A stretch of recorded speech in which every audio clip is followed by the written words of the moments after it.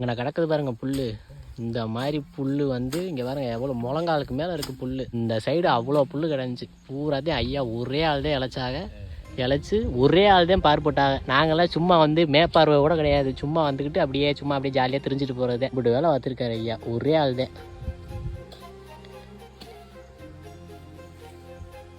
பார்த்துக்கல ஐயா ஒரு ஆள் சிங்க மாதிரி இருக்காரா?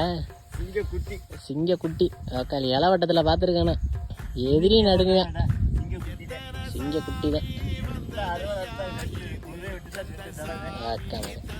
பெரிய சண்டியர் ஐயா.